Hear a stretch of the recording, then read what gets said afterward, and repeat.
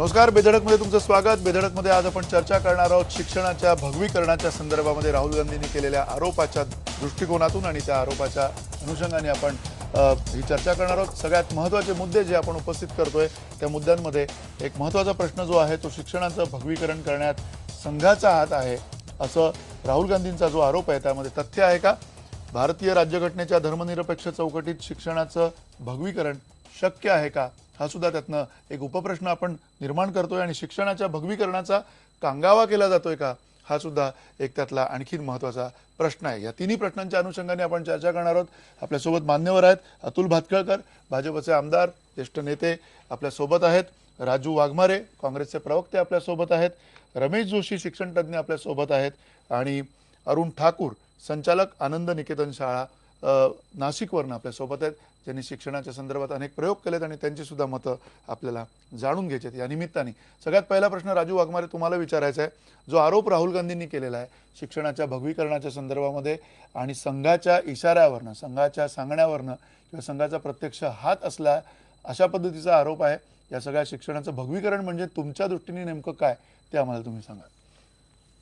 बघा, शिक्षणाचं भगवीकरण हा जो राहुल गांधींनी जो आरोप केलेला आहे त्या आरोपाला जर तुम्ही पाठीमागे जाऊन जरी बघितलं तरी 1977 साली ज्यावेळी जनसंघ जो आत्ताचा बीजेपी त्यावेळचा जनसंघ त्यावेळेपासूनचा जरी इतिहास जर तुम्ही बघितलात तर त्यावेळी सुद्धा संघाच्या सांगण्यावरून एनसीईआरटीच्या बुक्स मध्ये इतिहासाच्या बाबतीत चेंजेस करण्याचा फतवा त्यावेळी निघाला होता। त्यावेळी जवळजवळ 12 हेच होते, त्यांचे रावत पडून होते की जे पंचजन्यमध्ये कॉलम लिहायचे, त्यांनी जवळजवळ 44 सुधारणा डिलीट करायच्या म्हणून त्यावेळी मान्य करायला सांगितलेल्या गव्हर्नमेंटला, पण एनसीईआरटीचा विरोध त्यावेळी जनता रस्त्यावर उतरून विरोध केला त्या गोष्टीला आणि त्या सुधारणा त्याच्यामध्ये करू शकल्या नाहीत। त्याच्यानंतर 1978 ला यांनी ह्याची स्थापना केली विद्याभारतीची। ती जी शाळा आहे आरएसएसच्या माध्यमातून चालवण्यात येणाऱ्या शाळा, त्याच्यात मुलांना हे शिकवलं जातं की हिंदुत्वाचं रक्षण तुम्ही करायला पाहिजे। आरएसएस स्वतःची जी भूमिका आहे हिंदू राष्ट्राची त्याच्यापासून दूर गेलेला नाहीये।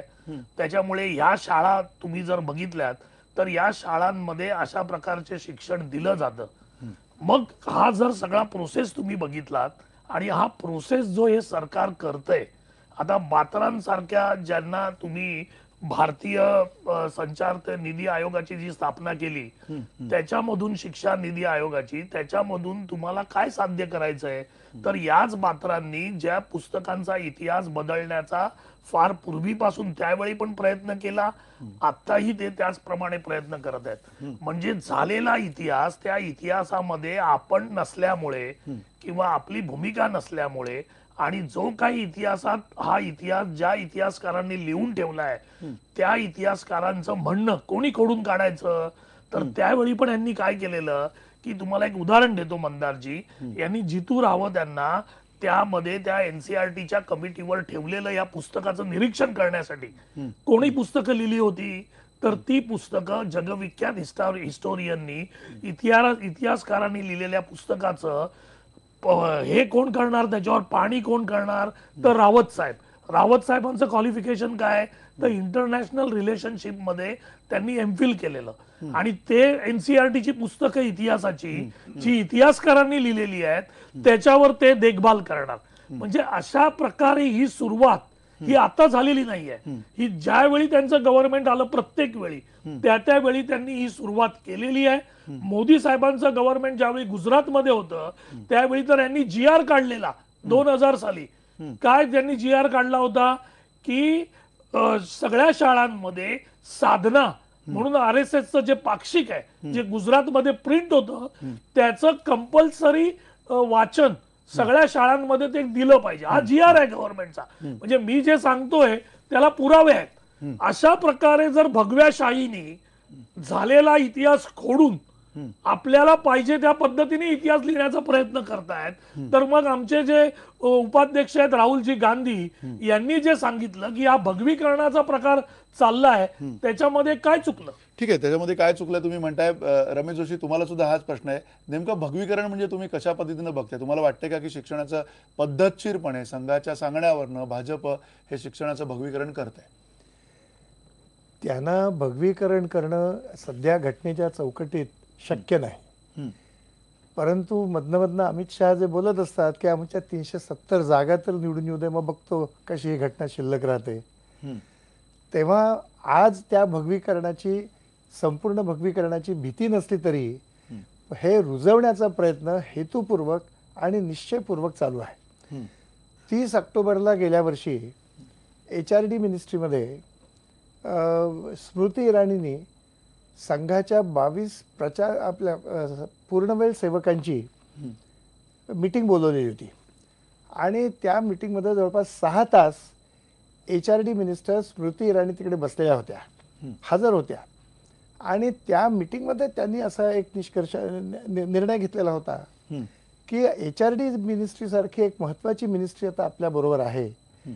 अशा परिस्थितीत ह्या देशाच्या संस्थांचं, शैक्षणिक संस्थांचं, या देशातल्या करिक्युलमचं, त्या करिक्युलम मधल्या कंटेंट्सचं आपण कशा रीतीनं संघाला अनुकूल, अनुवर्ती अशा प्रकारे परिवर्तन करू शकू याबद्दल चर्चा झालेली होती. आणि या शब्दात त्या असं बोलत असं तुमचं म्हणणं आहे? ते या शब्दामध्ये म्हणजे संघाला अनुकूल कशा पद्धतीनं करता येईल असं काही बोललं गेलं? नाहीतर संघ प्रचारकांची मीटिंग घेण्याचं कारण काय होतं?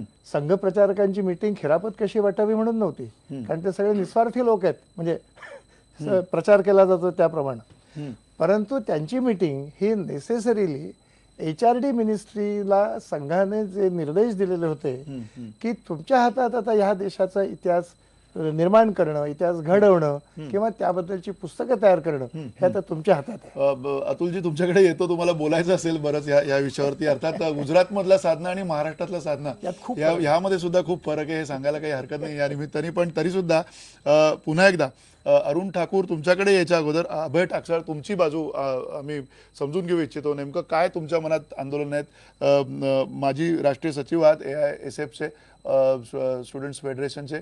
अर्थात या सगळ्या पार्श्वभूमीवरती आता जसा विरोध काँग्रेसने जर दर्शवलेला आहे, रमेश जोशींनी सुद्धा एक साधारण भीती त्याच्यामधली व्यक्त केलेली आहे. तुम्हाला नेमकं काय वाटतंय की शिक्षणाचं भगवीकरण खऱ्या अर्थाने केलं जातंय, ती प्रक्रिया सुरू आहे किंवा काय? माझा मुळातच भगवीकरण ह्या शब्दालाच आक्षेप आहे. हे एका धर्माचं शिक्षण देण्याचा प्रयत्न आहे. भगवा हा तुकारामाचा, चोखामेळाचा, नामदेवाचा आहे आणि कॉम्रेड नाना पाटील देखील वारीला भगवा घेऊनच जायचे. परंतु हे भगवीकरण हा शब्द वापरणारे किंवा भगवीकरण करू इच्छिणारे हे स्वतःला समस्त हिंदू धर्माचे प्रतिनिधी समजत आहेत. मुळातच भारतीय संविधानाला विज्ञानाधिष्ठित आणि विवेकवादी समाज हा अपेक्षित आहे आणि संघाने स्मृती इराणी यांना HRD मिनिस्ट्री देऊन एका अल्पशिक्षित व्यक्तीला हे मंत्रालय देऊन स्वतःच्या ताब्यामध्ये हे मंत्रालय ठेवण्याचा हे त्यांचं षडयंत्र आहे.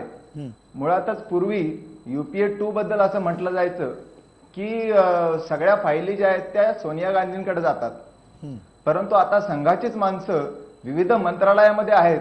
त्यामुळं आता रिमोट कंट्रोल हा संघाच्या हातात आहे, हे काही वेगळं सांगायची गरज नाही. मुळात एका धर्माचं शिक्षण हे कोणत्याही धर्मनिरपेक्ष देशाला घातक आहे आणि मध्यंतरी भगवद्गीतेचं शिक्षण काही शाळांमध्ये देण्यात आलं म्हणून बौद्ध धर्मीयांनी त्याला आक्षेप घेतला. तसाच आक्षेप या देशामधले अल्पसंख्याक असलेले मुस्लिम किंवा ख्रिश्चन देखील घेऊ शकतात. हा देश जेवढा हिंदूंचा आहे तेवढा मुस्लिमांचा आहे, तेवढा बौद्धांचा आहे, तेवढाच ख्रिश्चनांचा आहे. त्यामुळे ह्या सगळ्या गोष्टी घातक आहेत. मेक इन इंडियाचा घोष करणाऱ्यांनी अशा प्रकारे अवैज्ञानिक शिक्षण देण्याचा प्रयत्न करू नये असं मला वाटतं. ठीक आहे, आपण आणखीन सखोल चर्चा करूयात, पण त्यापूर्वी सगळ्यांची मतं खरं जाणून घ्यायची आहेत आपल्याला. अरुण ठाकूर, नेमकं काय तुमच्या मनात या सगळ्या प्रश्नाच्या निमित्तानं, या सगळ्या चर्चेच्या निमित्तानं तुमच्या मनात आंदोलनं काय आहेत या विषयाच्या अनुषंगाने? शिक्षणाचं भगवीकरण हे एका रात्रीत होईल अशी काही शक्यता नसते. पण गेल्या अनेक दिवसापासून आपल्याला असं दिसतंय की ज्यांना नॉन स्टेट ॲक्टर म्हणतात, अशा तऱ्हेची माणसं ही सतत काही ना काही विधानं करतायत. आता दीनानाथ बात्रांचा उल्लेख झाला. दीनानाथ बात्रा हे विद्याभारतीचे प्रमुख आहेत आणि त्यांनी हेतुतः अनेक पुस्तकांच्या विरुद्ध केसेस केल्या आणि ते नुसती केस करत नाहीत तर जनआंदोलन करू अशी पण धमकी देतात आणि मोठे आंतरराष्ट्रीय ख्यातीचे जे प्रकाशक आहेत ते सुद्धा या धमक्यांना घाबरून आपली पुस्तकं मागे घेत आहेत. म्हणजे एक अशा तऱ्हेचं वातावरण निर्माण होत आहे की कुठलीही चर्चा शक्य नाही. चर्चा करायची असेल तर ती आम्ही सांगू त्या मुद्द्यावर, आम्ही सांगू त्या मुद्द्याच्या अनुषंगानेच झाली पाहिजे. पुस्तकात काय लिहायचं ते आम्ही ठरवू, अशा तऱ्हेचा एक दहशतवाद हळूहळू समाजामध्ये पसरत जातो. या सगळ्याला सरकारचा सरळ पाठिंबा आहे असं दिसत नाही, कारण तसं करण्याची गरज नसते. परंतु HRD सारखी एक मिनिस्ट्रीमध्ये वरती एक आशाबाई बसवलेल्या आहेत की ज्या पूर्णपणे हा अजेंडा राबवण्यासाठी तत्पर आहेत आणि त्यांचं संरक्षण लाभल्यामुळे ह्या तऱ्हेची विधानं केली जातात. या माणसाची पुस्तकं ही गुजरातमध्ये तर लावलीच आहेत, ती इतरत्र देखील लावण्याचा प्रयत्न आता हळूहळू होतो आहे. अशा तऱ्हेची अवैज्ञानिक तथ्यहीन विधानं इतिहास म्हणून केली जातात.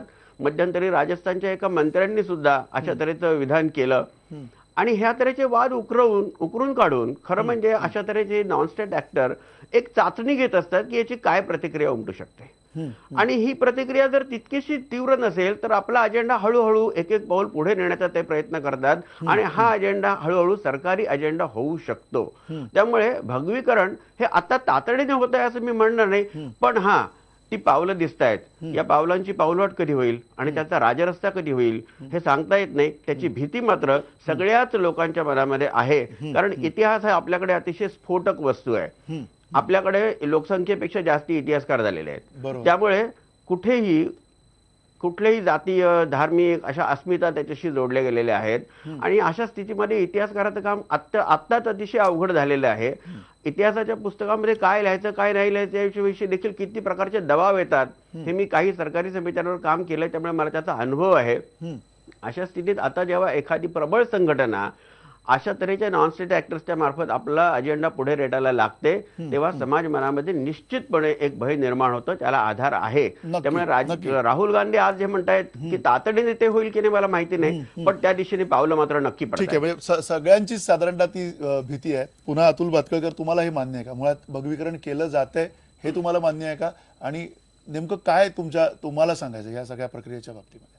नाही, या सगळ्या प्रश्नाकडे किंवा चर्चेकडे आत्ताचे मी दोन भूमिकेतून बघतोय, अँगलमधनं बघतोय. एक, माझ्या पूर्वीचे जे सगळे प्रवक्ते म्हणा किंवा वक्ते जे कोणी आहेत त्यांनी जी भूमिका मांडली ही सगळी राजकीय स्वरूपाची भूमिका आहे. त्यामुळे एक कोणीतरी स्टुडंट फेडरेशन ऑफ इंडियाचे माजी अध्यक्ष का सचिव आहेत, म्हणजे कम्युनिस्ट आहेत.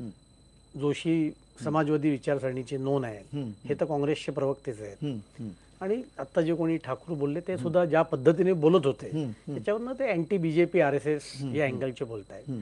त्यामुळे अशा प्रकारची जी तबकडी आहे या बोलण्याची ही या देशामध्ये जेव्हा जेव्हा भाजपचं सरकार येतं, केंद्रात 5-6 वर्ष आलं तेव्हा पण अशीच राबवली गेली, चालवली गेली.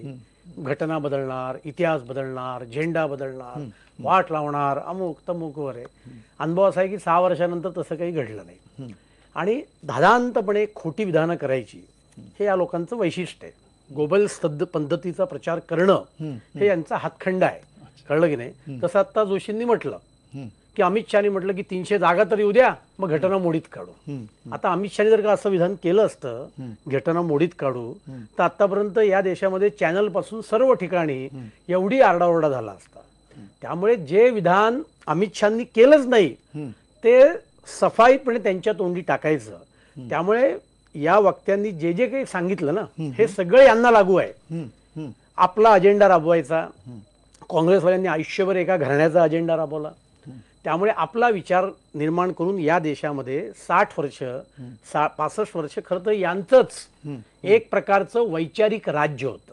त्यामुळे यांचीच वैचारिक दहशतवाद, वैचारिक मी या लोकांना वैचारिक तालिबानी म्हणतो, हे आज म्हणत नाहीये, वर्षोनवर्ष म्हणतोय आणि याची मी 100 उदाहरणं देऊ शकतो. त्यामुळे हे जे काही सांगतायत याच्याकडे मी तर काही व्यक्तिशः किंवा माझा पक्ष हा अजिबात लक्ष देत नाही. एक दुसरा मुद्दा, कोणीतरी असा उल्लेख केला की अल्पशिक्षित स्मृती इराणी यांचा त्यांनी उल्लेख केला.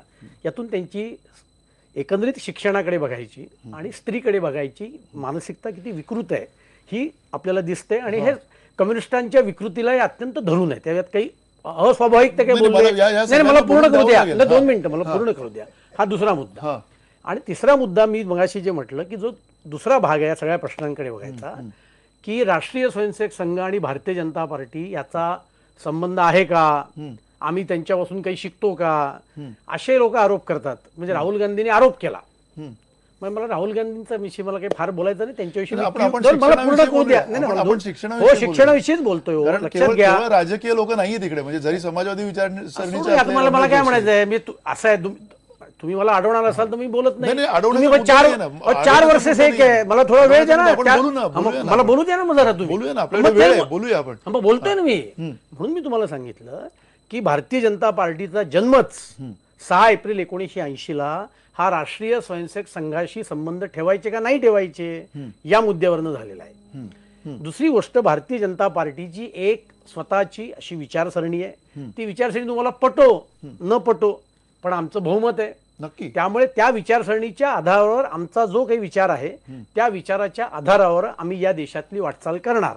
त्यामुळे आमची सत्ता आल्यानंतर ICHR मधले 10 लोक बदलले, या लोकांना काढलं, संघाच्या जवळच्या लोकांना घेतलं, भाजपच्या जवळच्या लोकांना घेतलं. नक्की, म्हणजे तर मी हे मुद्दे आक्षेपाचे असण्याचं काही कारण नाही. हा, जोपर्यंत तुम्ही त्याच्यामुळे तुमची आम्ही माणसं तिकडे घेणारं- असताय. पण हे- ज्या घेतलेलं आहे. ज्या वेळेला या चर्चेत ज्या नाही हो. वेळेला सिलेबस याच्या आधी बदलला अनेक जातो, चर्चेत ज्या वेळेला सिलेबस बदलला जातो किंवा अनेक दोन गोष्टींना मिनिटं, मला अनेक काय गोष्टींना फणसे, नाही, नाही, आपण करू ना, आपण चर्चा तुम्ही करू ना, एक एक आपण- मुद्दा घेऊन करूया. आपण एक एक मुद्दा घेऊन, म्हणजे सूर्यनमस्कार काढायचे की नाही काढायचे ह्याच्यावरती आपण चर्चा करूया ना. म्हणजे भगवीकरण म्हणजे नेमकं काय, ज्या सूर्यनमस्कार आम्ही काढणं काय म्हणजे म्हणतोय? भगवीकरण तेच आहे तुम्हाला किंवा मी सांगतो आहे की नाही, आमची हे एक तुम्ही पण सांगू विचारसरणी शकता आहे ना आम्हाला. आणि त्या विचारसरणीप्रमाणे आम्ही काम करणार. याच्याविषयी आमच्या ठीक आहे, म्हणजे मनात काही शंका नाही. तुमची विचारसरणी आहे, त्या विचारसरणीप्रमाणे काम करणार आहात तुम्ही 100% म्हणताय. अर्थातच एक छोटासा ब्रेक घेऊया. ब्रेक नंतर आपण ही चर्चा सुरू ठेवणार आहोत आणि सगळ्यात महत्त्वाचा प्रश्न जो आहे, भगवीकरणाच्या या सगळ्या प्रक्रियेमध्ये नेमके काय बदल होत आहेत आणि कशाला आक्षेप आहेत हे सुद्धा आपण स्पष्ट करूया. आणि त्याच्यावरनं अतुल भातखळकर काय म्हणतात तेही आपण ऐकूया.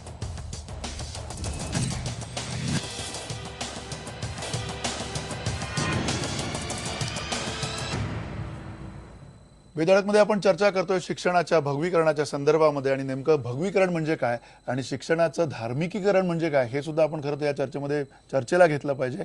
कारण अर्थातच पुन्हा राजू वाघमारे, तुम्हाला हा प्रश्न विचारायचा आहे की ज्या पद्धतीनं म्हणजे एकेकाळी आपण जसा या सगळ्या गोष्टींना विरोध करतोय, भगवद्गीता मध्य प्रदेशामध्ये लागू केली गेली त्याला विरोध झाला, सूर्यनमस्कार घालण्याची जी प्रक्रिया होती ज्याला अष्टांग योग म्हणता येईल त्याला आपण विरोध केला, दुसरीकडे सर्वात्मकासारखं महाराष्ट्रामध्ये जे गाणं होतं त्याला त्याच्यावरती त्या प्रार्थनेला सुद्धा बॅन करण्यात आलं. हे सगळे एकीकडे जे बॅन झाले त्याच्या बरोबरीनं मिशनरी शाळा असतील किंवा अगदी इतर ज्या काही धार्मिक शाळा असतील, मदरसे असतील, त्याच्यामधलं सुद्धा शिक्षणावरती आक्षेप घेण्यात आले. ते हिंदू संघटनांकडनं घेण्यात आले, हे इतर धार्मिक संघटनांकडनं घेण्यात आले. तुम्हाला असं वाटत नाहीये का की शिक्षणाच्या बाबतीमध्ये गेल्या काही काळामध्ये हा खेळच करण्यात आलेला आहे? म्हणजे धर्म आणि शिक्षणाचा खरं काही संदर्भ असता कामा नये. ते तुमच्याही राजवटीमध्ये हे असंच होत होतं आणि आता ह्यांच्याही राजवटीमध्ये ते तसंच होतंय असं म्हणायला जागा नाही वाटत तुम्हाला? नाही मंदारजी, मला पहिल्यांदा याच्यात 2 मुद्दे मी तुम्हाला सांगतो.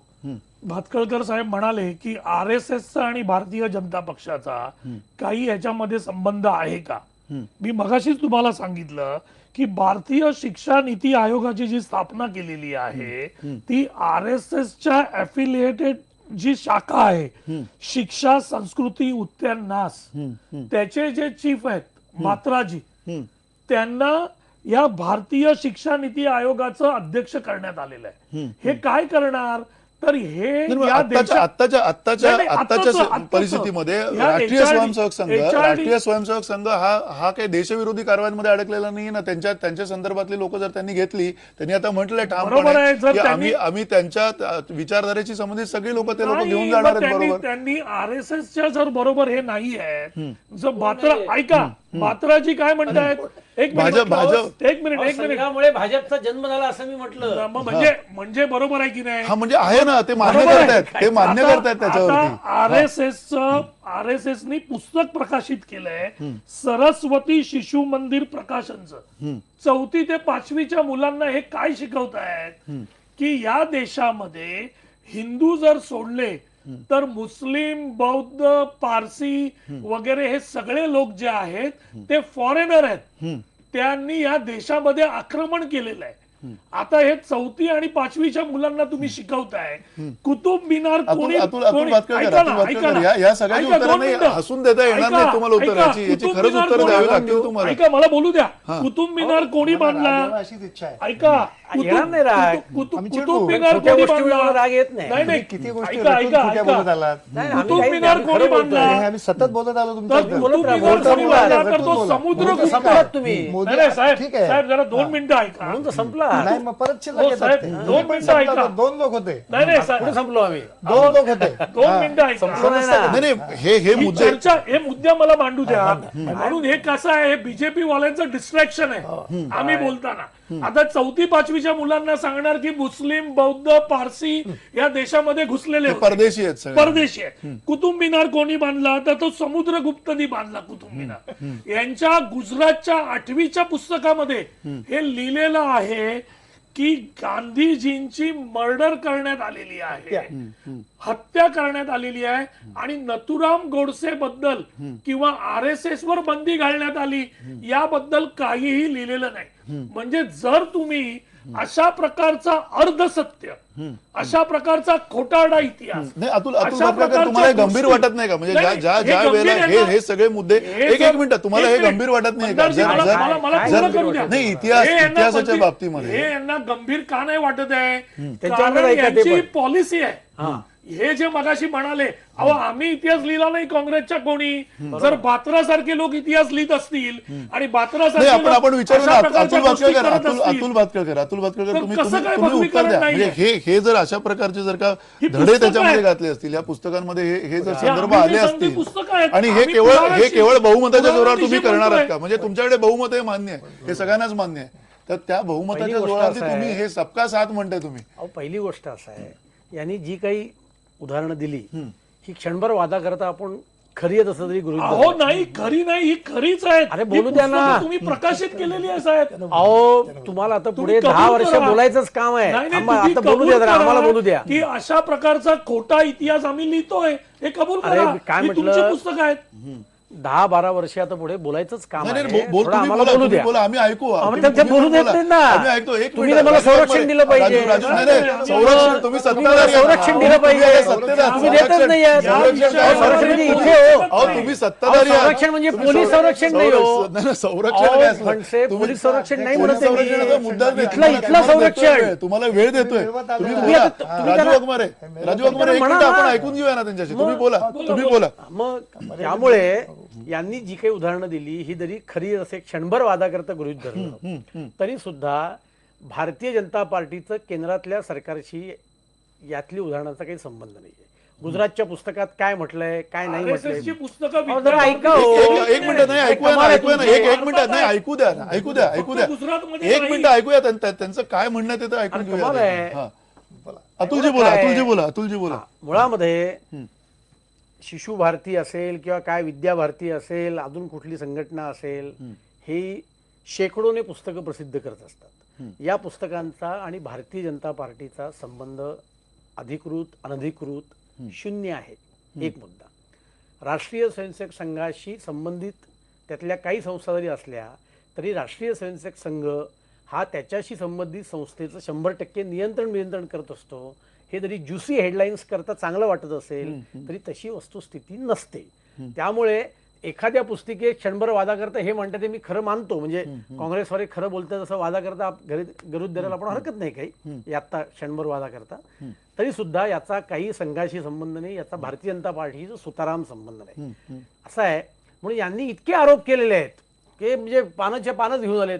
साधना मासिक गुजरातमध्ये भारतीय नाही काढला होता ना, GR काढला अहो, अरे, होता. जरा तसा- ऐकून तसा GR काढला होता. अरे, ऐकून घ्या ना, मला काय- नाही, नाही, मूळ मुद्दा असा आहे. अहो, अतुल- सांगतो ना मी आता ऐकून घ्या ना. हो मग ना, तुम्ही- पण मग तुम्ही म्हणता की आमचा काही संबंध नाहीये कारण अरे तो बाबा, GR जरा ऐक- सरकारनेच काढला होता अहो, ना. ऐकू- मी कोणी म्हटलं संबंध नाही हो. मी आता मी तर असं आहे, मी इतक्या मोकळेपणाने चर्चा करतो. नक्की मोकळेपणानेच त्यामुळे करायची मी आपल्याला. सांगितलं की आमचं सरकार आलंय, आमची एक विचारसरणी आहे ती जनतेसमोर आहे आणि आमच्या विचारसरणीची लोक जी आहेत, ज्या आमचा जो राष्ट्रवादाचा विचार आहे त्या विचाराची लोक आम्ही अनेक संस्थांमध्ये नॅचरली आम्ही नियुक्त करणारच आणि केलेलीच आहेत. साधना आपल्या इथलं जे साधन आहे त्याला 3-4 वर्षापूर्वी राज्य सरकारने काही कोटी रुपयाचं अनुदान दिलं. नाही, नाही, 2 आपण- मिनिटं जरा नाही, ठीक आहे ना. तुम्ही ऐकून घ्या ना आपण- मला नाही, नाही, जरा. असं आहे. त्यामुळे साधना मासिक जर का शाळांमध्ये द्यायचं असेल, साधना मासिक हे 50 वर्षापासून गुजरातमध्ये चालणारं एक साप्ताहिक किंवा पाक्षिक आहे. ते एक राष्ट्रवादी विचारांचं साप्ताहिक पाक्षिक आहे. मग त्यांना वाटायचं नाही का बात्रांची, जरा 2 मिनिटं, आता बात्रांची पुस्तकं शाळेत लावली, जो शाळेमधला क्रमिक काय ज्याला म्हणतात अभ्यासक्रम असतो त्याच्यात बात्रांची पुस्तकं नाहीत. एक्स्ट्रा वाचन करण्याकरता जी काही पुस्तकं लिहिलेली आहेत त्याच्यामध्ये बात्रांची पुस्तकं आहेत. त्यामुळे असं आहे की अशा अनेक विचार मांडणारे, वेगवेगळे विचार मांडणारे लोक असतात. त्या पद्धतीची पुस्तकं म्हणजे ह्या दोन्ही गोष्टी याच्यामध्ये अगदी बरोबर आहे, आमच्या तुम्ही दृष्टीने म्हणताय ते. काही गैर नाही. आणि जर काय असं आहे ना की आम्हाला गैर वाटणाऱ्या 100 गोष्टी आहेत. यांनी नाही, भगतसिंगला टेररिस्ट म्हटलं, नाही, नाही, मुद्दा- यांनी मुद्दा- छत्रपती शिवाजी महाराजांनी सुरत लुटली म्हटलं, यांनी तर शिवाजीला वाट चुकलेला देशभक्त म्हटलं. आता तो इतिहास शिकवायचा काय देशामध्ये? आम्ही नाही शिकवणार. मुद्दा आम्ही तोच आहे. बदलणार. मुद्दा तोच आहे. असा इतिहास मुद्दा- लिहिलेला मुद्दा नाही. अभ्यासाचा- नाही, आरोप करू नका. मुद्दा शिक्षणामध्ये नाही, शिक्षणाचा मुद्दा. एक मिनिट, अभय टाकसाळ तुम्हाला बोलायचं, मगासपासून तुम्ही हात वर करताय. मुळात तुम्हाला हे सगळं मान्य आहे का की धर्म किंवा धर्माशी संबंधित किंवा धर्म आणि त्यापेक्षा आपण म्हणून संस्कृती आणि धर्म हे सगळे जे संदर्भ सातत्यानं त्या शैक्षणिक सिलॅबीमध्ये येतात, सिलेबसमध्ये येतात, त्यावेळेला या सगळ्याला टाळून शिक्षण होऊ शकतं का? तुमचं काय म्हणणं आहे? नाही, मुळातच भातखळकर साहेबांनी थोडंसं विवेकनिष्ठ व्हावं असं माझी त्यांना विनंती आहे. म्हणूनच आमचा विज्ञाननिष्ठ आणि विवेकनिष्ठ शिक्षणाचा आग्रह आहे. भारतीय संविधान जे डॉक्टर बाबासाहेब आंबेडकरांनी तयार केलं त्या संविधानाला हे बीजेपी सरकार जे काही शिक्षणाचा खेळखंडोबा करते ते अपेक्षित नाही. आणि त्यांनी एक गोष्ट लक्षात घ्यायला पाहिजे की त्यांना जो लोकांनी बहुमत दिलेलं आहे ते काँग्रेसवरचा रागामुळं आच्छेदिन आणण्यासाठीचं बहुमत आहे. आज शिक्षणाची परिस्थिती जर आपण बघितली तर 100 विद्यार्थ्यांनी पहिल्या वर्गात प्रवेश घेतला तर त्यापैकी फक्त 14 विद्यार्थी हे हायर एज्युकेशन पर्यंत, उच्च शिक्षणापर्यंत पोहोचतात. नाही, बरोबर आहे, सगळं बाकीचे मान्य आहे. 86 विद्यार्थी खालीच गळतात. नाही, मॅकॉले पासून आणि आपण बघत अशा आलेलो आहे. विद्यार्थ्यांना शिक्षणाची न्याय- खूप वाताहत झालेली आहे. शिक्षणाची वाताहत झालेली आहे, याच्यामध्ये काहीच शंका नाहीये. आणि त्यामुळेच आपण हा इतका महत्वाचा विषय आता चर्चेला घेतो. तुमचं म्हणणं बरोबर आहे. पण जो सातत्यानंच एक मिनिट मला पूर्ण करू द्या. अशा परिस्थितीमध्ये जेव्हा अमेरिकेमध्ये समान शाळा आणि शेजार शाळा याच्यावर भर दिला जातो, त्याचा विज्ञाननिष्ठ शिक्षणावर भर दिला जातो, अशा वातावरणामध्ये जर आपल्याला देशाची प्रगती करायची असेल तर अशा परिस्थितीमध्ये शिक्षणाचा ओघ हा त्या दृष्टिकोनातून झाला पाहिजे. आणि अशा परिस्थितीमध्ये मोदी सरकारनं गेल्या वर्षभरामध्ये शिक्षणाचा जो खर्च कमी केलेला आहे आणि अशा पद्धतीने आपण त्या मुद्द्यांकडे येऊया. अभय टाकसाळ, या सगळ्या मुद्द्यांकडे मोदी सरकारने शिक्षणाचा खर्च कमी केलाय, काँग्रेस सरकारने शिक्षणाला पुरेसे पैसे दिले नाही आहेत, आपण सगळं बघत आलेलं आहे. खर्चाच्या मुद्द्यापेक्षा अत्यंत जो गाभा आहे शिक्षणाचा, त्या गाभ्याकडे आपण वळायला हवं. अरुण ठाकूर, तुम्हालाही हा प्रश्न विचारायचा की हा सगळा संस्कृती असेल, धर्म असेल, गुरुकुल सारखी व्यवस्था असेल, आपण म्हणतो की तो गुरुकुल व्यवस्था पण एकेकाळी खूप छान होती. अशा वेळेला ज्या वेळेला हे सगळं घडत असतं आणि आपण त्याच्यात भीती व्यक्त करत असतो, आपल्याला ज्या घटनेच्या कक्षेमध्ये येऊन आपल्याला या सगळ्या गोष्टी बघायच्या असतात, त्यावेळेला तुम्हाला असं वाटतं का की शिक्षण आणि शिक्षणामध्ये हे सगळे मुद्दे जे आहेत हे मुद्दे अतिशय अनाठायी आहेत? येणाऱ्या काळामध्ये आपण हे मुद्दे टाळून शिक्षणाची व्यवस्था उभी करू शकतो? अशा तऱ्हेच्या चर्चेत जेव्हा राजकीय पक्ष सहभागी होतात त्यावेळेला ते नेहमीच खिल्ली उडवण्याकडे आणि एकमेकांवर आरोप प्रत्यारोप करण्यातच का गुंततात हे मला कधी कळलेलं नाही आहे. शिक्षण आणि त्याच्या संबंधाची एक महत्त्वाची चर्चा आपण जर घडवणार असू तर आपण थोडं गंभीरपणे बोलायला हवं. भातखळकरांच्या माहितीसाठी हेही सांगायला हरकत नाही, त्यांचा गोंधळ झाला, मी कोण आहे हे त्यांना कळत नव्हतं, ते मी स्पष्ट करून सांगतो. आणि मी त्यांना पुढच्या वेळेस माझ्यावर काही आरोप करायचे असेल तर सोपं जाईल.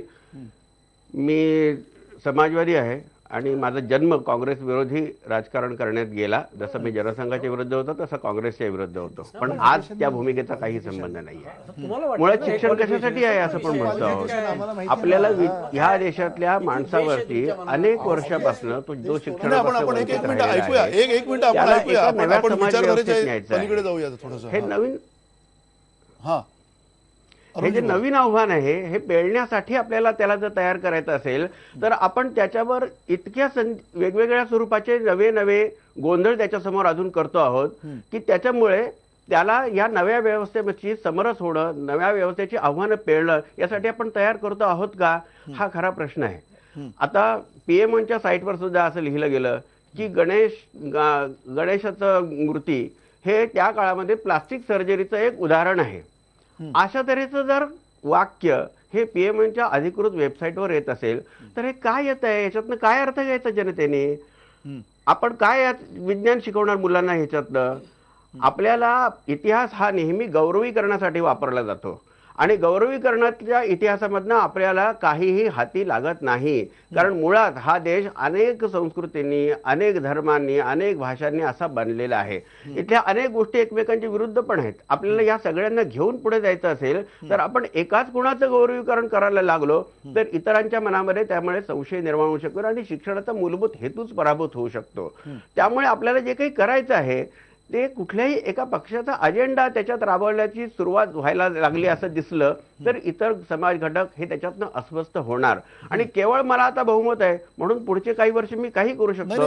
हेच वाक्य आहे अगदी हे मान्य, तुम्ही म्हणता हे मान्य. इतिहासाशी जर खेळायला लागलो. अरुणजी तुम्ही म्हणता हे मान्य, पण टाईपेक्षा एक मिनिट अतुलजी, मला रमेश जोशी तुम्हाला या प्रश्न विचारायचा की तुम्ही ज्यावेळेला हे भाजपचं सरकार असताना बोलतात त्याच वेळेला काँग्रेसचं सरकार असताना अनेक मिशनरी शाळांमधनं असेल किंवा अनेक या सगळ्या मदरसे असतात त्या मदरस्यांमधनं असेल, ज्यावेळेला धार्मिक शिक्षण दिलं जात होतं, धर्म हा वजा करून त्याच्यामधनं पुढचं शिक्षण देता येत नाहीये का? त्या विरोधात तुम्ही त्यावेळेला आवाज उठवला की नाही उठवलाय?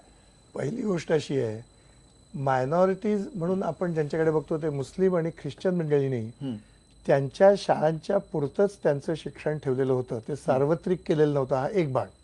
दुसरं असं, मात्रा आता जे करायला निघालेत ते असं आहे, एका बाजूनं मोदी भारताच्या आसपास असलेल्या देशांच्या मध्ये भारताच्या बद्दल एक विश्वास निर्माण करण्याकरता म्हणून दौरे करतायत आणि दुसऱ्या बाजूला मात्रा प्रसिद्ध करत असलेल्या नकाशामध्ये बांगलादेश, पाकिस्तान, श्रीलंका आणि हे जे सगळे आजूबाजूचे देश आहेत हे भारतातले प्रांत आहेत अशा थाटात त्यांचे नकाशे छापत असतील तर चीनने आपलं जम्मू काश्मीर किंवा नॉर्थ ईस्ट म्हणजे विशेषतः अरुणाचल हे जर दक्षिण तिबेटचा भाग म्हणून दाखवल्यानंतर सुद्धा भाजपवाल्यांना संताप का आला नाही याचा अन्वयार्थ मला लागतो.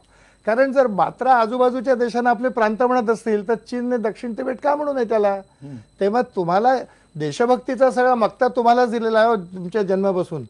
पण मुद्दा त्याच्यातला एवढाच आहे की तुमची देशभक्ती ही या ठिकाणी म्हणजे रोमिला थापरने म्हटलंय त्याप्रमाणे you want to treat past as a present आणि त्यातून ज्या गफलती होतात त्या गफलतींचे तुम्ही हाकनाक बळी आहात. तुम्हाला जर शिक्षणाकडे बघायचं असेल तर निरपेक्षपणानं स्वच्छ दृष्टीनं तुम्ही त्याच्याकडे बघितलं पाहिजे. इतिहास हा एकच विषय या पुढच्या जनरेशन्सना वर आणण्याकरता पुरेसा नाहीये. नाही म्हणूनच विज्ञानाकडे गणपती हा त्याच्यातून निघालेला आहे वगैरे असं म्हणणं हा मूर्खपणा काय सांगतो आपण लोकांच्या पुढे. तेव्हा तुम्ही शहाणपणा घ्या आणि मग तुमच्या सत्तेचं तुम्ही कौतुक करा. सगळा शहाणपणा समाजवादी लोकांकडेच आहे. नक्की आहे, कारण आमच्याची दृष्टी आहे. तुम्हाला जनतेने नाकारलंय. जनता नाकारते. आता लालू पण तेच म्हणायचा, लालू पण तेच म्हणायचा मला 10 ते तुमचेच आहेत समाजवादी. पण ते तुमच्या बरोबर होते. त्यामुळे तो मुद्दा नाही इथे. मुद्दा असा आहे तुम्हाला सुरुवातीला म्हणजे तुम्ही म्हणता ते सगळं निरपेक्ष का असं कोणी सांगितलं म्हणून 10 वर्षात आम्ही काही बोलायला समर्थ आहोत. हा कसला तुमचा अहंकार आला? कोणाचा काही अहंकार नाहीये. अहंकार आणि समाजवादी पक्ष एका नाण्याचे दोन बाजू आहेत. लक्षात आपण तुम्ही हे बोलताय, तुम्ही एकत्र पण आलेले होतात वगैरे वगैरे, हे सगळं जाऊ द्यात. ऐकून घ्या. मुद्दा असा आहे, इतिहासच विसरताय. मुद्दा असा आहे की मुळात चर्चा फक्त शिक्षणाचं भगवेकरण केलं जातंय का नाही एवढ्या मुद्द्याकरता चर्चा. नक्की. पण यांनी मुळात ही संघावर टीका, भाजपवर टीका, मोदींवर टीका या अँगलमधून चर्चेला सुरुवात केली आहे आणि त्यामुळे स्वाभाविक चर्चा जी आहे ती त्या दिशेने जाते. तुम्ही जो महत्वाचा मुद्दा उपस्थित केलात की धर्म आणि शिक्षण याचा संबंध असला पाहिजे का, तर ज्या अर्थाने धर्म म्हटलं जातं आपल्या देशामध्ये त्या अर्थाने धर्म आणि शिक्षण याचा कुठलाही संबंध असता कामा नये हे लक्षात घेतलं पाहिजे. संस्कृती आणि शिक्षण याच्यातली सीमारेषा जी आहे ती अत्यंत धुसर आहे आणि त्याच्यामध्ये प्रामाणिक मतभेद अनेकांचे असू शकतात. त्यात काही म्हणजे कोणावर हेत्वारोप करण्याचं काही कारण नाहीये. संध्याकाळच्या वेळेला प्रार्थना म्हणावी, आता ही म्हणावी का नाही म्हणावी? आता एखादा असंही म्हणू शकतो की प्रार्थनेने काय होतंय, म्हणजे केवळ वंदे मातरम म्हणावं किंवा जनगणच म्हणावं, प्रार्थनेचा काही संबंधच नाहीये. त्यामुळे अशा अनेक गोष्टी शिक्षणाशी संबंधित त्याची चर्चा ही केली जाते. पण 60 वर्षामध्ये 65 वर्षामध्ये या देशातलं जे शिक्षण आहे हे शिक्षण याची दुरावस्था झाली. क्रमांक 1 ही सर्व स्तरावरची झाली, म्हणजे प्राथमिक झाली, माध्यमिक झाली, उच्च शिक्षणाची झालेली आहे. आणि त्याला जबाबदार काही भारतीय जनता पार्टी किंवा राष्ट्रीय स्वयंसेवक संघ नाहीये, हे आपण लक्षात घेतलं पाहिजे. पण जर का अराजकीय बोलायचं असेल तर जसं विद्यार्थी परिषद वर्षोनुवर्ष मागणी करते की जीडीपीच्या 3%, 3.5% ही शिक्षणावर खर्च झाला पाहिजे. यावेळेला विधानसभेमध्ये आम्ही 13 तास शिक्षणावरच्या ठरावावर चर्चा केली. सगळ्या पक्षाच्या आमदारांनी फार चांगली चर्चा केली. अनेक काही मतं पटली असतील, काही नसतील पटली. त्यामुळे सरकारने काय धोरण घेतलंय, कुठलं राज्यामध्ये भारतीय जनता पार्टीचं सरकार आहे, काय आम्ही भगवकरण केलं सरकारचं मला सांगा. 1-2 कुठल्या तरी गोष्टी असतात ज्या गोष्टीचा तुम्ही उल्लेख केलात, मदरशाचा तुम्ही उल्लेख केलात. सर्वात्मका सर्वेश्वरा एक ही याच्यामध्ये शिवाचा उल्लेख म्हणून ती कविता बाबासाहेब भोसलेंनी गाळली. त्यावेळेला या देशातल्या धर्मनिरपेक्ष तथाकथित लोकांनी विरोध नाही केला त्याला, म्हणून त्या वादात मी फार जात नाहीये. त्यामुळे करायचं असेल तर याच्यावर एक काही कॉमन अजेंडा करावा लागेल. खरोखर शिक्षण हे कशा पद्धतीने केलं पाहिजे. आणि मला विचाराल तर मुख्य मुद्दा शिक्षणावर दरवर्षी मिनिमम खर्च, शिक्षणावर पगारावर नव्हे. नाहीतर आपण म्हणतो की 2% खर्च केला आणि त्यातला 90% 80% खर्च म्हणजे पगारावर खर्च केलाच पाहिजे. शिक्षकांचे पगार चांगले असलेच पाहिजेत, पण त्याचं मूल्यमापन करत असताना शिक्षणावरचा खर्च किती आहे खऱ्या अर्थाने याचा सुद्धा विचार केला पाहिजे. ही माझी आणि माझ्या पक्षाची भूमिका आहे. ठीक आहे, तुमची त्या पक्षाची भूमिका ही स्वागतार्ह भूमिका आहे, याच्यात काहीच शंका नाहीये. नाही, पण भातखळकर साहेब जे म्हणतायत की यांच्या पक्षाची ही भूमिका आहे. भारत स्वतंत्र झाल्यानंतर आजपर्यंत यांच्याच पक्षाने, भारतीय जनता पक्षाने हा विक्रम केलेला आहे की शिक्षणावरचा 14.5 कोटी रुपये शिक्षणाचा होणारा खर्च यांनी कमी करून दाखवलेला आहे. इतकं यांना शिक्षणाचं महत्व कळतं. आणि मंदारजी हे जे म्हणतायत की शिक्षण आणि धर्म हा प्रत्येकाच्या घरात पाहिजे. घरातून तुमच्या वेळेला पण नव्हता ना. दुर्दैवाची गोष्ट आहे ना, दुर्दैवाची गोष्ट ही आहे की काँग्रेसच्या काळामध्ये सुद्धा तुम्ही अनेक ठिकाणी सर्रास तो कुठला हिंदू धर्म असेल, मुस्लिम धर्म असेल किंवा अगदी ख्रिश्चन धर्म असेल, या सगळ्याच्या बाबतीमध्ये तुम्ही सुद्धा जे काही धोरण अवलंबलं होतं काँग्रेसच्या काळामध्ये ते सुद्धा काही वेगळं नव्हतं. यांच्यापेक्षा काही वेगळं नव्हतं ना. याच्यापेक्षा वेगळं धोरण नक्कीच होतं, कारण आम्ही काही त्याच्यामध्ये इतिहास जाऊन खोडायचा प्रयत्न नाही केला. 1973 साली RSSनी काय काढलं तर भारतीय इतिहास संकलन योजना. कशासाठी तर भारताचा 5000 वर्षापासूनचा जो इतिहास आहे तो अभ्यास करायचा त्यांना किंवा खोडून काढायचा. जोपर्यंत शिक्षणाच्या चौकटीमध्ये ते येत नाहीये, अधिकृत शिक्षणाच्या चौकटीमध्ये तोपर्यंत ठीक आहे. पण हे जे मुद्दे घातलेले आहेत, हे मुद्दे घातलेले आहेत भाजपच्या कार्यकाळामध्ये, हे मुद्दे घातलेले आहेत ना. बाकी भगवद्गीता, आता भगवद्गीतेच्यावरती तुमची भूमिका काय ती तुम्ही सांगा. भगवद्गीता जर का त्याच्यामध्ये काही पाठ्यपुस्तकामध्ये आणली गेली असेल तर मग इतर धर्मातले जे काही ग्रंथ आहेत ते का आणले गेले त्याच्यामध्ये? मुद्दा असा आहे, ती काय मॅन्डेटरी केलं का की प्रत्येक विद्यार्थ्याने भगवद्गीता ही, मी माझ्या शाळेमध्ये भगवद्गीता म्हटलेली आहे, त्यावेळेला अशी काही एवढी चर्चा नाही झाली. काही त्यात काय म्हटली त्यात काय, म्हणजे मला असं आहे ना, वंदे मातरम म्हणण्यावरनं सुद्धा या देशात वाद घातले गेले ना.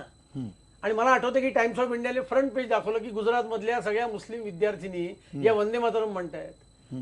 वंदे मातरम म्हणणं सुद्धा या देशामध्ये कम्युनल व्हायला लागलं. म्हणून मी म्हटलं की सुरुवातीला म्हटलं हा विषय अत्यंत व्यापक आहे. एक भगवद्गीता असं उद्या कोणी म्हटलं की कुराणातली 4 आयतं आम्ही शाळेमध्ये म्हणतोय आणि समजा मदरशामध्ये असेल किंवा ज्या शाळेमध्ये बहुसंख्य मुस्लिम विद्यार्थी असतील तर त्याच्यामध्ये म्हटलं तर कोणाचा काय आक्षेप आहे? त्यात कोणाचा आक्षेपाचं कारण नाही. आणि असं अनेक ठिकाणी होत असेल. ख्रिश्चन मिशनरीच्या शाळेमध्ये काय होत असेल, ती ख्रिश्चन प्रार्थना होत असेल, त्याला कोणी ऑब्जेक्शन घ्यायचं कारण नाही. त्याच्यावर बंदी आलेली नाही कुठे काही ना, भाजप सरकारने बंदी घातलेली आहे. त्यामुळे हे संस्कृतीशी संबंधित विषय आहे. आणि जी लोक बहुसंख्य आहेत त्यांची संस्कृती स्वाभाविक थोडीफार डोकवत असते. मॅन्डेटरी केलं, ते मार्क केले, त्याच्यावर वादविवाद होऊ शकतात. पण मी तुम्ही केवळ एवढ्या विषयावर चर्चा करा, मी तुम्हाला तासभर चर्चा आपण करू. त्यांनी कबूल केलं की आमची संस्कृती आणि आमचे विचार हे दुसऱ्यांच्या धर्मात प्रॉब्लेम तयार अभ्यास हा अत्यंत म्हणजे नाही.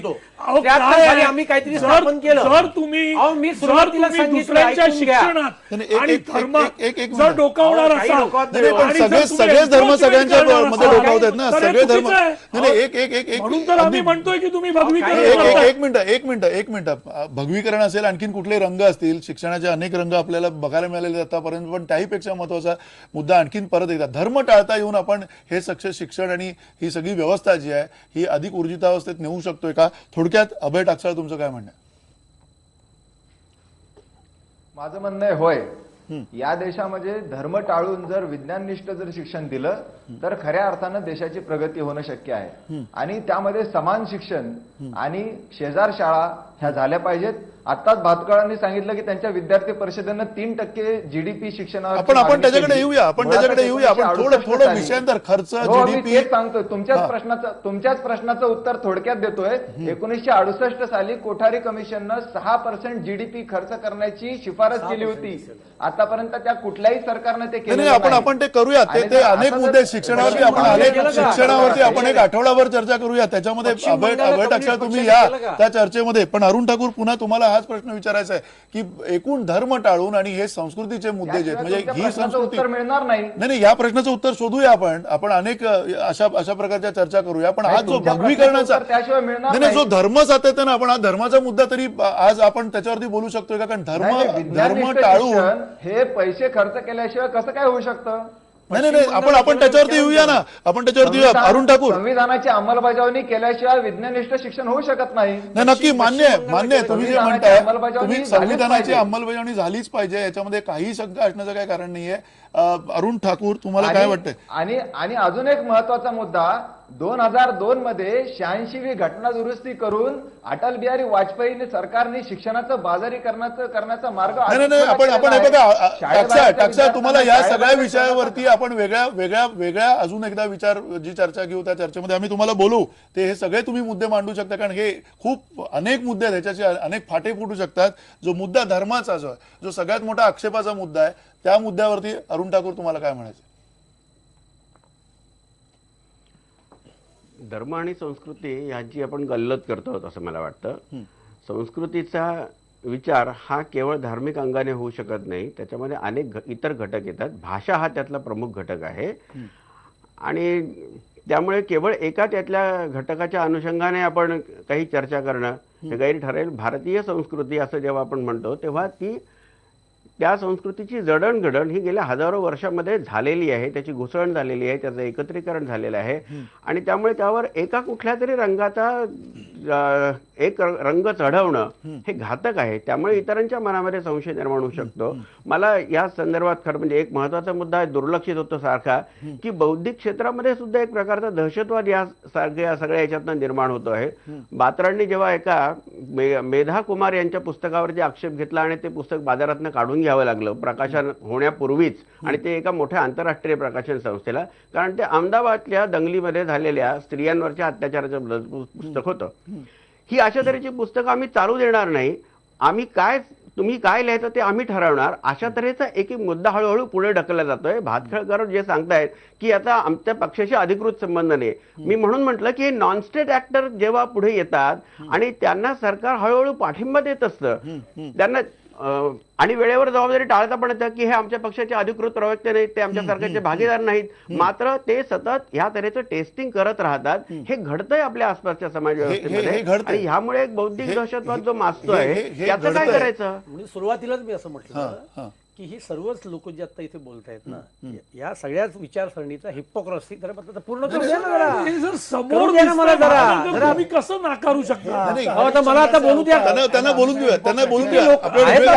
काय हरिश्चंद्र, तुम्ही प्रत्येक बाबतीत खोटं बोलायचं आणि तुम्ही रेटून आता खोटं किती बोलत असाल. हुकूमशाहीने बोलताय, मला नाही, बोलू एक- देत एक- नाही एक- तुम्ही. एक- आम्हालाच एक- बोलू एक- द्या. रमेशजी, एक मिनिट आपण त्यांना बोलून देऊ. मी सांगितलं तुम्हाला असं आम्हालाच बोलू देत नाही तुम्ही. मग बोला तुम्ही. नाही, मग एक- त्याने मला एक- बोलायला सांगितलं म्हणून मी नाही, एक बोलतोय. मिनिट, अतुलजी मग बोला, काय? अतुलजी बोला, कमाल आहे. एक तुमच्या मिनिट सगळ्या चॅनल्स एक मिनिट तुम्ही बोला ना मग. बोलत असता तुम्ही. एक मिनिट रमेशजी, एक मिनिट थांबूया, त्यांचं ऐकूया, त्यांच्यानंतर तुम्ही बोला. अहो, काँग्रेसच्या काळामध्ये या देशामध्ये किती पुस्तकांवर बंदी घातली? 2 मिनिटं आता सलमान रश्दींना जयपूर फेस्टिवलला कोणी येऊ दिलं नाही. त्यांच्या पुस्तकावर सॅटेनिक वर्सेसवर मागणी होण्यापूर्वी आणि तिचे म्हणजे पाकिस्तानमध्ये बंदी येण्याच्या आधी या देशामध्ये बंदी आली. माझा आनंद ठाकूरांवरच्या विचारसरणीवर एवढ्या करताच ऑब्जेक्शन आहे. त्यावेळेला यांना वैचारिक दहशतवाद वाटला नाही, हे लक्षात घ्या. भारतीय जनता पार्टीच्या सरकारने कुठल्या पुस्तकावर बंदी घातली? त्यामुळे ही जी हिपोक्रेसी या देशामध्ये गेले 60-65 वर्ष चालू आहे, कळलं की नाही? जयपूर फेस्टिवलला सॅटेनिक वर्सेस सलमान रजीने यायला बंदी घातली. ठीक आहे. कुठल्या कारणामुळे बंदी हा घातली? मुद्दा पोहोचला तुमचा. पूर्ण होते. वेळ कमी आहे. अगदी कमी वेळ आहे. एक मिनिट त्यांना बोलू द्या. कमी वेळात मी तुमच्याकडे येतो. त्यांनी बात्रांचं उदाहरण दिलं. बात्रांनी कुठला दहशतवाद केला? हिंदू यांच्या 2 मिनिटं. बात्रा हे कोर्टात गेले, कोर्टात ते केस लढले. या देशातल्या कोर्टाचे निर्णय मान्य नाही करायचे. कमाल झाली. त्यांनी कुठलं आंदोलन केलं? अहो, आता पात्राचं कोर्टाने शिक्षा निर्णय दिला. बचाव आंदोलन, शिक्षा जरा बचाव थांबव. आंदोलन, शिक्षा आता बचाव त्यामुळे आंदोलनामध्ये ठाकूर जे पात्रांनी काय सांगतायत केलं? ना, हे पात्रांनी काय वस्तुस्थिती केलं? सुरू आहे. एक मिनिट, आपण पुस्तकं बंद करा. आपण रात्रभर केली चर्चा तरी ही हा, संपणार म्हणाल. नाही. मूळ मुद्दा आहे. फॅक्च्युअली तुम्ही बोला. नाही, factually बोलावं लागेल. या देशात न्यायव्यवस्था आहे. बात्रा कोर्टात जातात, त्या पुस्तकाच्या विरोधात लढतायत, कायदेशीरपणे लढतायत. अहो, त्या जर का- हिंदू सगळी झालं, पुस्तकं विषय बंद संपला. करायला सांगताय. जी मग ठीक आहे. अगदी थोडक्यात तुम्हाला हाच मुद्दा वाटतो. धर्म टाळता येईल का? धर्म टाळून शिक्षण पुढे जाऊ शकत नाहीये का? विवेक आणि बाकी विचार आपण सगळं म्हणतोय, पण त्यापेक्षा ज्या धर्मावरून हा सगळा बाजार होतोय, या सगळ्या चर्चांमधनं आपण सातत्यानं सगळ्या धर्मियांना सबका साथ ज्याला आता अलीकडे म्हणतो ते सबका साथ होतोय का? मग ते टाळते. हल्ली आपण ते विसरलो. बरं ठीक आहे, तुम्ही सबका साथ, सबका विकास. निराशेमध्ये तुम्ही हा. विसरू शकता ते. तुम्हाला काय म्हणायचं? संपवलं नाही अजून. धर्म टाळून शिक्षण आपण देऊ शकतो. ही चर्चा आपण का करतोय? ठीक आहे. ही चर्चा का करतोय? कारण संविधानाच्या शिक्षणामध्ये- चौकटीमध्ये नाही, मूळ मुद्दा हाच आहे की शिक्षणामध्ये- भारतीय शिक्षणामध्ये राज्यघटनेच्या भारतीय जनता पक्षाने धर्म आणल्यामुळे ही चर्चा होते. धर्म काढून थोडक्यात- शिक्षण करू शकतो, थोडक्यात पण हे करू देत नाही. भारतीय संविधानामध्ये आपल्यामध्ये कुठे धर्माचं शिक्षण द्या, धर्माचा चष्मा लावून शिक्षण द्या, धार्मिक शिक्षण द्या, असा कुठे काही उल्लेख आहे का? आपलं जे शिक्षण आहे, आपण जेव्हा 21 खाली भारतीय संविधानामध्ये मूलभूत हक्क केला, बरोबर. त्यामध्ये मूलभूत हक्काच्या संबंध संहितेमध्ये धार्मिक शिक्षणाचा कुठेतरी उल्लेख आहे का? मग हे धर्म त्याच्यामध्ये कशा करता आणतायत? संस्कृती आणि धर्म. तुम्ही धर्माचं कास का धरता? तर त्यातनं सुसंस्कृत समाज निर्माण व्हावा अशी तुमची अपेक्षा आहे. पण तुमच्या धर्मातून हटवादीपण, एकांगीपण आणि असंच जर काही निर्माण होत असेल की ज्यामुळं आपल्या देशामध्ये 2 जमातींमध्ये, धर्मांमध्ये जर विद्वेषाचं वातावरण निर्माण होत असेल, तर असं धार्मिक शिक्षण योग्य आहे का? ह्याचा पण आपण तटस्थपणे विचार केला नक्कीच पाहिजे की नाही? सगळ्यांनीच या मुद्द्यावरती खरं तर तटस्थपणे विचार करायला पाहिजे. कारण शिक्षणासारखी गोष्ट आहे, शिक्षणाबरोबर कोणाला खेळता येणार नाहीये. आणि या शिक्षणाचे जे रंग आहेत ते केवळ भगवा नाहीये, तर इंद्रधनुष्याचे रंग असायला काही हरकत नाहीत. लहान मुलं असतात, या सगळ्या लहान मुलांना शिकवताना नेमकं कुठल्या रंगाचं शिक्षण द्यायचं आहे हे खरं तर आपण शिकलं पाहिजे. आणि त्याच्यासाठी एक आपल्याला रस्ता आहे, तो म्हणजे भारतीय राज्यघटनेचा. संविधानाच्या अंतर्गत राहून आपण हे शिक्षण देऊयात, एवढी इच्छा आणि अपेक्षा आपण व्यक्त करू शकतो. धन्यवाद. नमस्कार.